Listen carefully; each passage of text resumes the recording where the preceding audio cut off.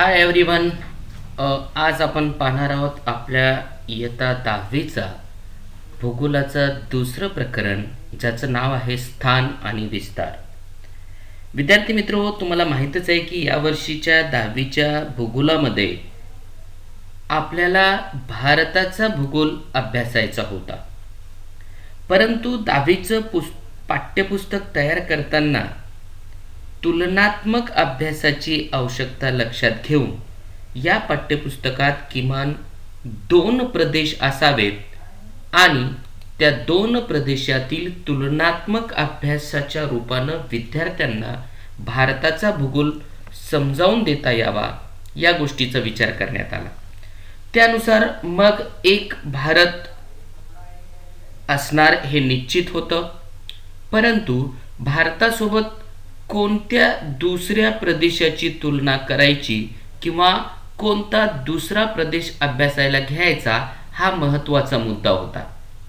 यावरून मग कोणता प्रदेश घ्यायचा यासाठी काही बाबी विचारात घेण्यात आल्या.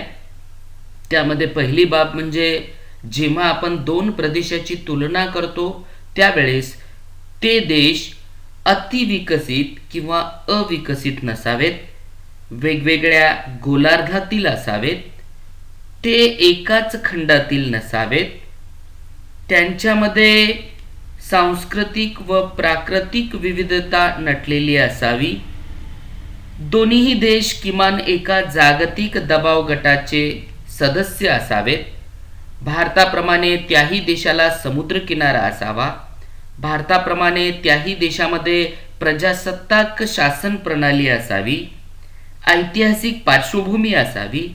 ह्या सगळ्या गोष्टींचा अभ्यास करत असताना तुल्यबळ लक्षात घेऊन भारतासोबत या वर्षासाठी आपल्याला ब्राझीलचा अभ्यास करायचा आहे. तर या धड्यामध्ये आपण भारत व ब्राझील या देशांचे स्थान व विस्तार या 2 घटकांचा अभ्यास या ठिकाणी करणार आहोत. विद्यार्थी मित्रो हो, एखाद्या प्रदेशाचा विकास हा त्या प्रदेशातील प्राकृतिक व सामाजिक पर्यावरण, विज्ञान आणि तंत्रज्ञानाची प्रगती इत्यादी घटकांवर अवलंबून असते. म्हणून प्रादेशिक विकास नियोजनात प्राकृतिक पर्यावरणाचे सखोल व अद्ययावत ज्ञान असणं आवश्यक असतं. आपला सर्वांना माहीतच आहे की भारत हे जगातील सर्वात मोठं लोकशाही प्रजासत्ताक राष्ट्र म्हणून आज जगामध्ये आहे. अलीकडे भारतानं जागतिक प्रमुख आर्थिक महासत्ता बनण्याची क्षमता सुद्धा दाखवून दिलेली आहे. भारताचा विस्तारही खूप मोठा आहे. त्यामुळे भारतात प्राकृतिक रचना, हवामान, नदी प्रणाली, मृदा, नैसर्गिक वनस्पती व प्राणी यामध्ये आपल्याला प्रचंड विविधता आढळून येते. भारताच्या प्राकृतिक पर्यावरणाचा अभ्यास करण्यासाठी आपणास पहिल्यांदा भारताचं स्थान आणि विस्तार याची माहिती करून घेणं अत्यंत आवश्यक आहे. आणि म्हणून या धड्यामध्ये आपण भारत व ब्राझील या दोन्ही देशांचं स्थान व विस्तार या अनुषंगानं अभ्यासणार आहोत. धड्याची सुरुवात करण्याच्या अगोदर भारत आणि ब्राझील या दोन्ही देशांची तोंड ओळख तुम्हाला असावी.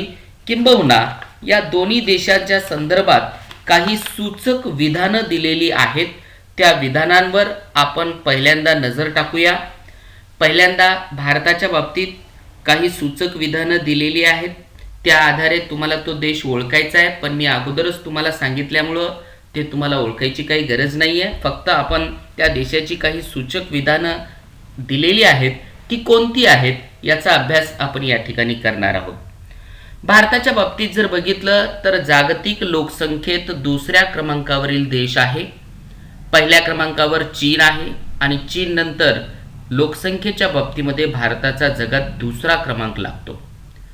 तर त्या तुलनेमध्ये ब्राझीलच्या बाबतीमध्ये आपण जर विचार केला तर ब्राझीलमध्ये सांबा नावाचा एक नृत्य प्रकार जो या देशामध्ये सगळ्यात प्रसिद्ध आहे. भारताच्या बाबतीत बोलायचं म्हणलं तर भारत हा मसाल्याच्या पदार्थासाठी जगप्रसिद्ध असलेला देश आहे. प्राचीन काळापासून इथल्या मसाल्याच्या पदार्थांची, कलाकुसरीच्या वस्तूंची एक प्रचंड ओढ किंवा आकर्षण नेहमीच जगातील इतर देशातील लोकांना राहिलेला आहे.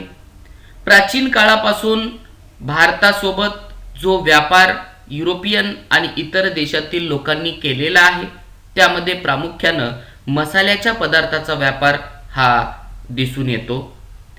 तर ब्राझीलच्या बाबतीत सांगत असताना ब्राझीलला जगाचा कॉफी पॉट असं म्हणून संबोधलं जातं, कारण जगामधील सगळ्यात चांगल्या दर्जाची आणि जास्त कॉफीचं उत्पादन ब्राझीलमध्ये घेतलं जातं. म्हणूनच ब्राझीलला जगाचा कॉफी पॉट असं संबोधलं जातं.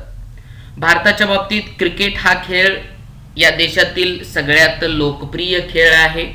क्रिकेटचे जे काही खेळाडू आहेत ते अतिशय प्रसिद्धीला आलेले आहेत. म्हणजे जेवढा क्रिकेट हा खेळ प्रसिद्धीला आला त्यासोबत क्रिकेटमधील खेळाडू सुद्धा प्रसिद्धीला आले.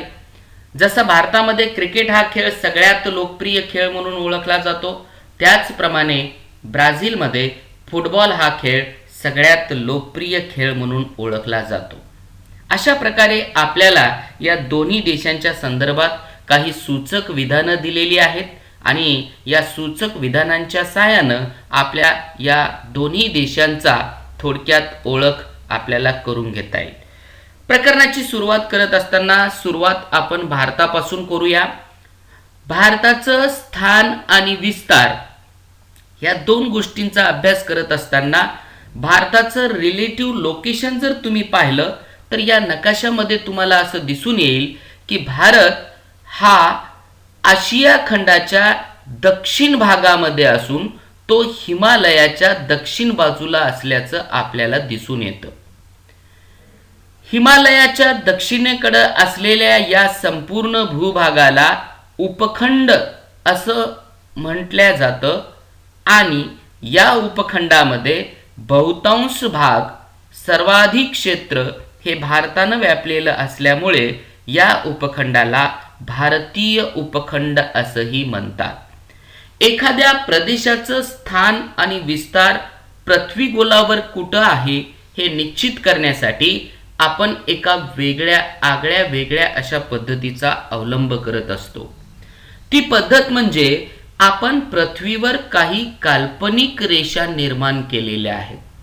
होय, याला मी काल्पनिक रेषा मानलं कारण प्रत्यक्ष जमिनीवर अशा प्रकारच्या रेषा आपल्याला काढणं शक्य नसतं, म्हणून याला आपण काल्पनिक रेषा म्हणतो. या नकाशामध्ये तुम्हाला पृथ्वीगोलावर ज्या आडव्या आणि उभ्या रेषांची जी जाळी दिसते त्या जाळीला वृत्त जाळी असं म्हणतात. यामध्ये काही आडव्या रेषा आहेत तर काही उभ्या रेषा आहेत. आडव्या रेषांना अक्षवृत्त असं म्हणतात तर उभ्या रेषांना रेखावृत्त असं म्हणतात. आडव्या रेषांच्या बाबतीत जर विचार केला तर या नकाशामध्ये जी मधोमध जाणारी रेषा आहे त्याला विषुववृत्त असं म्हणतात आणि ह्या विषुववृत्तामुळे जी 0 डिग्री लाईन म्हणून ओळखल्या जाते, या पृथ्वीगोलाचे 2 समान अर्धगोल पडतात. या विषुववृत्ताच्या वरचा भाग याला आपण उत्तर गोलार्ध असं म्हणू आणि खालचा भाग याला दक्षिण गोलार्ध असं म्हणतात. ज्याप्रमाणे आडव्या रेषेमुळे पृथ्वीचे 2 समान भाग होतात, त्याचप्रमाणे पृथ्वीवर काही उभ्या रेषा सुद्धा आहेत, त्यांना आपण रेखावृत्त असं म्हणतो. त्या प्रत्येक रेषेला एक डिग्री दिलेली आहे. डिग्री ही पुन्हा मिनिटामध्ये डिवाइड केलेली आहे आणि मिनिटं पुन्हा सेकंदामध्ये डिवाइड केलेले आहेत. त्या संदर्भात मी पुढं तुम्हाला सविस्तर सांगणार आहे. पण भारताचं एकंदरीत पृथ्वी गोलावरील स्थान जर बघितलं तर आपल्याला लक्षात येईल की भारत हा पूर्णपणे उत्तर गोलार्धात असून तो पूर्व गोलार्धात आहे. म्हणजे भारताचं स्थान पृथ्वीवर उत्तर व पूर्व गोलार्धात आहे आणि ते आशिया खंडाच्या दक्षिण भागामध्ये असल्याचं आपल्याला दिसून येतं.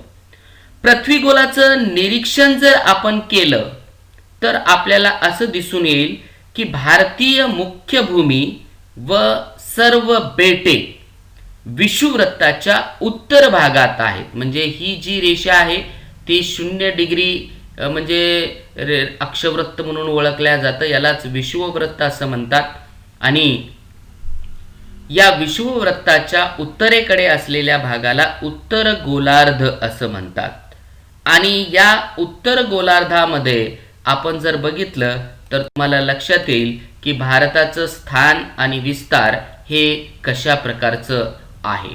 यामध्ये पुन्हा आपल्याला ही वृत्तजाळी दाखवलेली आहे. ही रेषा बघा जी 0 डिग्री लाईन आहे, ज्याला विषुववृत्त म्हणलेलं आहे. भारताच्या मधोमध जाणारी एक रेषा आहे, त्याला आपण 23 डिग्री 30 मिनिट उत्तर अक्षवृत्त, ज्याला कर्कवृत्त म्हणतात. आणि हे कर्कवृत्त भारताच्या अगदी मधोमध गेलेलं आहे, ज्या ठिकाणी भारताची रुंदी सर्वात जास्त असल्याचं आपल्याला पाहायला मिळते. भारताचा एकूण अक्षवृत्तीय विस्तार म्हणजे आडव्या 2 रेषांमधला जर विस्तार बघितला तर तो साधारणपणे 8 डिग्री 4 मिनिट 28 सेकंद उत्तर ते 37 डिग्री 6 मिनिट 53 सेकंद उत्तर एवढा आहे. या ठिकाणी आपण अक्षवृत्तीय विस्तार सांगत आहोत, म्हणजे आपण पृथ्वीवर निर्माण केलेल्या 2 आडव्या रेषांमध्ये भारताचा विस्तार किती आहे हे सांगण्याचा प्रयत्न करत आहोत. या ठिकाणी तुम्हाला लक्षात येईल की 8 डिग्री पासून ते 37 डिग्री पर्यंत, म्हणजे भारताची सगळ्यात खालची जी रेषा आहे म्हणजे साधारण कन्याकुमारी, भारताचं दक्षिण टोक, कन्याकुमारी पासून ते काश्मीरच्या उत्तर टोकापर्यंत म्हणजे 37 डिग्री पर्यंत भारत पसरलेला आहे. याला अक्षवृत्तीय विस्तार असं म्हणतात. परंतु अक्षवृत्तीय विस्तार सांगत असताना भारत एक्झॅक्ट 8 डिग्रीवरच कन्याकुमारी संपते असं होत नाही. म्हणून आपण त्या डिग्रीचं पुन्हा मिनिटामध्ये आणि मिनिटांचं पुन्हा सेकंदमध्ये कन्व्हर्जन केलेलं आहे, जेणेकरून एखाद्या ठिकाणाचं स्थान निश्चित सांगत असताना आपल्याला त्याचं एक्झॅक्ट लोकेशन आपल्याला सांगता यावं, यासाठी हे फर्दर क्लासिफिकेशन केलेलं आहे.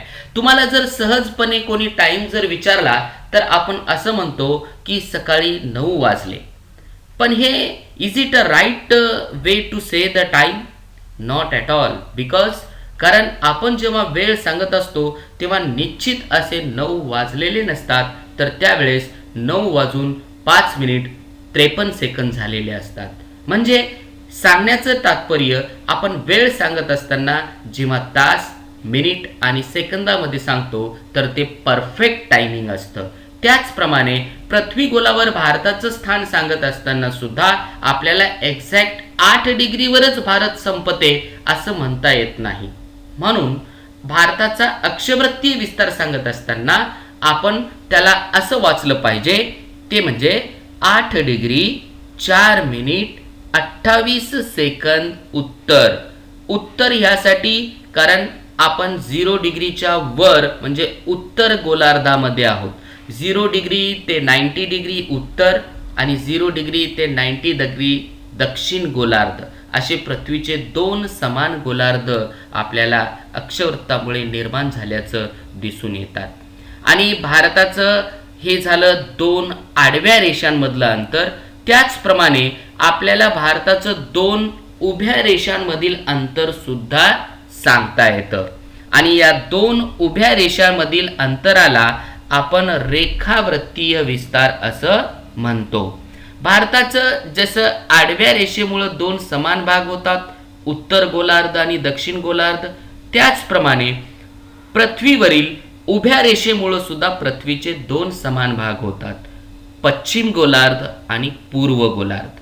या अनुषंगाने जर आपण बघितलं तर भारत हे पूर्व गोलार्धामध्ये मध्यभागी असल्याचं आपल्याला दिसून येतं. तरी सुद्धा उभ्या 2 रेषातील भारताचं विस्तार जर सांगायचं ठरवलं तर ते आपल्याला असं सांगता येईल 68 डिग्री 7 मिनिट 33 सेकंद पूर्व, कारण भारत हे पूर्व गोलार्धात आहे म्हणून ते 97 डिग्री 25 मिनिट 47 सेकंद पूर्व. सांगण्याचं तात्पर्य भारताचा हा रेखावृत्तीय विस्तार आहे आणि या रेखावृत्तीय विस्ताराच्या सहाय्यानं आपल्याला भारताची उभ्या दोन रेषांमधील विस्तार किती आहे हे लक्षात येतं. भारताचं दक्षिण टोक हे कन्याकुमारी म्हणजे साधारण 8 डिग्री 4 मिनिट 28 सेकंद उत्तर असलं तरी भारतीय बेटांमध्ये साधारण अंदमान आणि निकोबार बेटांकडे जर आपण लक्ष टाकलं तर भारताचं सर्वात दक्षिणेकडील टोक निकोबार बेटांमधील इंदिरा पॉइंट हे आहे, जे 6 डिग्री 45 मिनिट उत्तर अक्षवृत्तावर आहे.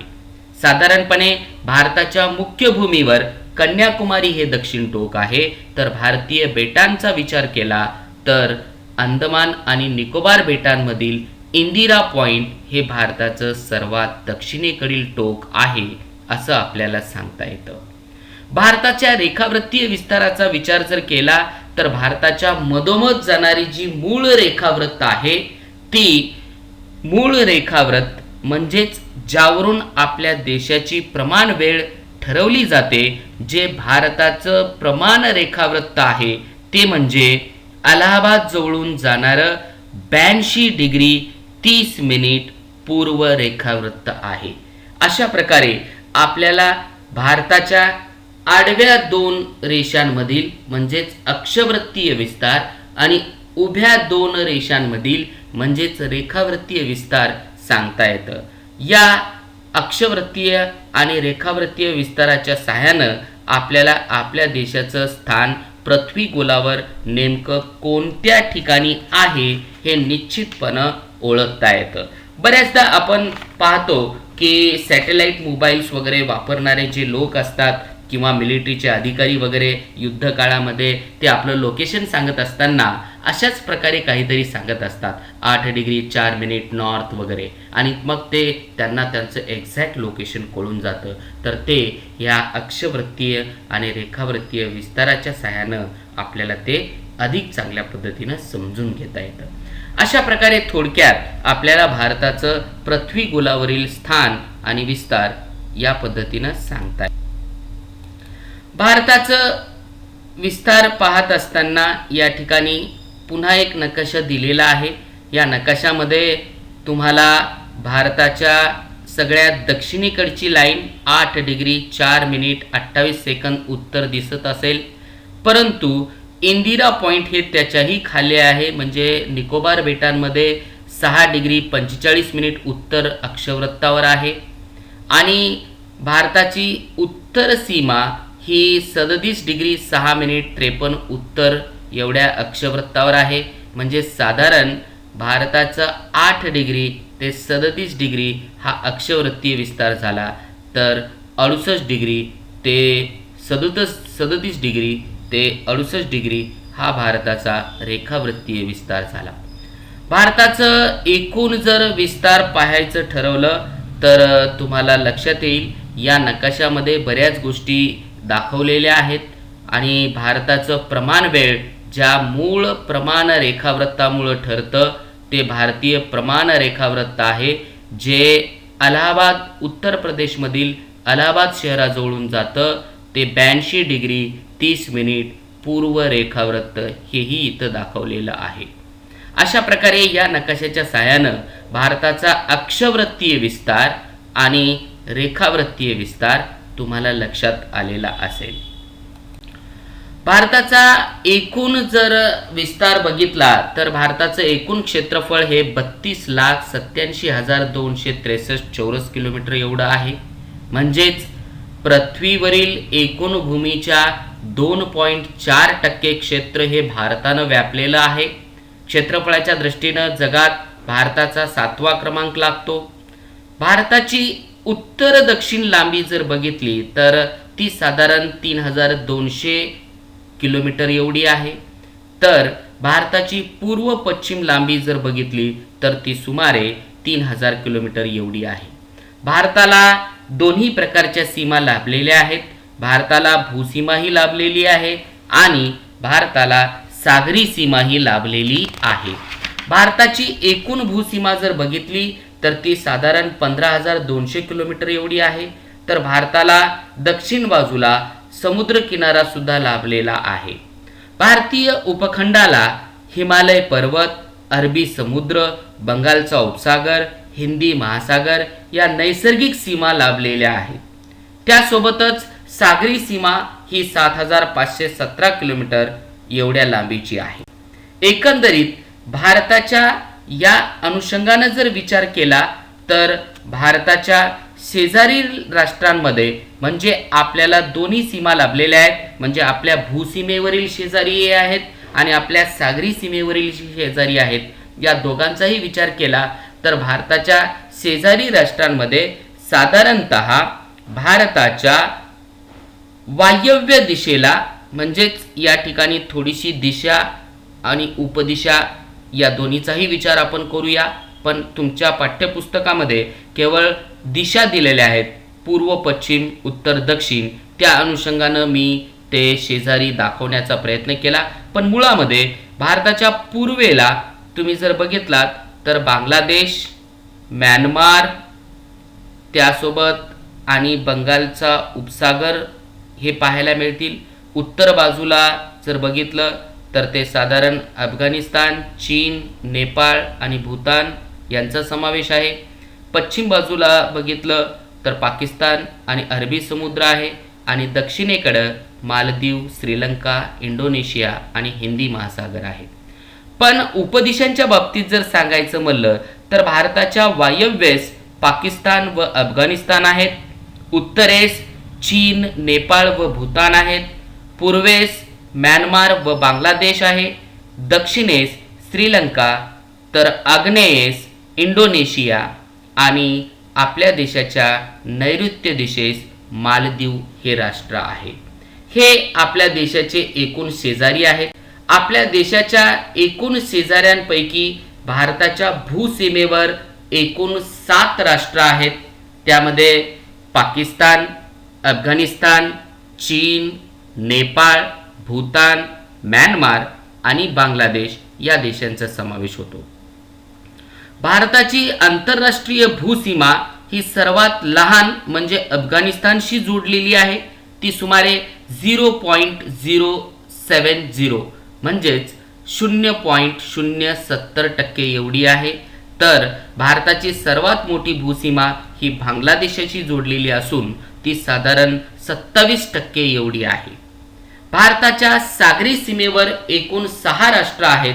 त्यामध्ये पाकिस्तान, मालदीव, श्रीलंका, इंडोनेशिया, म्यानमार आणि बांगलादेश या देशांचा समावेश होतो. भारताच्या सागरी सीमेवरील राष्ट्र सांगत असताना भारताच्या समुद्र किनाऱ्यापासून साधारण 12 नॉटिकल म्हणजे 19 किलोमीटर अंतरापर्यंतचा जो समुद्र आहे तो समुद्र त्या राष्ट्राच्या मालकीचा समजला जातो आणि त्या पलीकडील जो समुद्र आहे तो आंतरराष्ट्रीय मालकीचा असतो. या अनुषंगानं त्या 19 किलोमीटरच्या अंतराच्या आत असणाऱ्या सर्व राष्ट्रांच्या ज्या सीमा भारताच्या सागरी सीमेशी जोडल्या गेलेल्या आहेत त्यामध्ये आपल्याला या 6 राष्ट्रांचा उल्लेख करता येईल.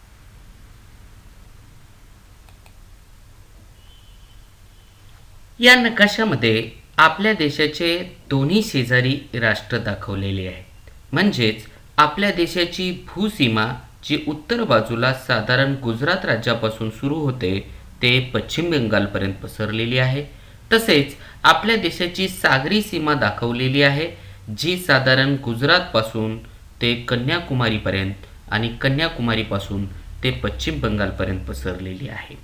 भारत हे एक संघ राज्य प्रजासत्ताक राष्ट्र आहे. म्हणजे भारत हे अनेक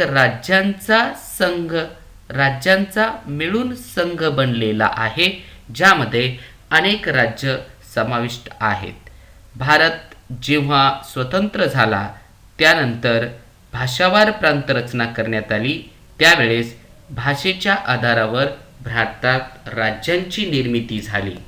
आज या घडीला एकूण भारतामध्ये 29 घटक राज्य व 7 केंद्रशासित प्रदेश आहेत. केंद्रशासित प्रदेश त्यामध्ये आपल्याला चंदीगड, नवी दिल्ली, दीव व दमन, दादरा नगर हवेली, लक्षद्वीप, पॉंडिचेरी, अंदमान आणि निकोबार या बेटांचा समावेश करता येतो.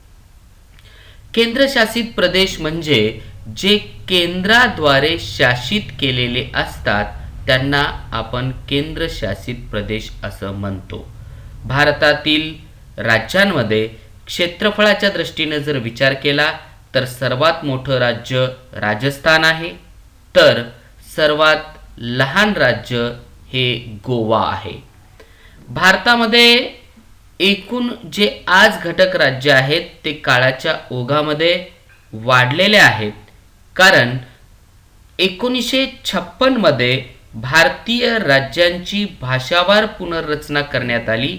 त्यावेळेस भारतात फक्त 14 घटक राज्य व 7 केंद्रशासित प्रदेश होते. परंतु त्यानंतरच्या काळात प्रशासनाची सोय, नियोजन आणि विकासाच्या दृष्टीनं विचार करून मोठ्या राज्यांचं लहान भाग करून त्यांना घटक राज्याचा दर्जा देण्यात आलेला आहे. सद्यस्थितीला आपल्या देशामध्ये एकूण 29 घटक राज्य व 7 केंद्रशासित प्रदेश मिळून भारतीय संघराज्य निर्माण झालेलं आहे. अशा प्रकारे थोडक्यात आपल्याला या धड्यामध्ये भारताचं स्थान आणि विस्तार यावर सविस्तरपणे प्रकाश टाकता येईल. धन्यवाद. Thank you very much.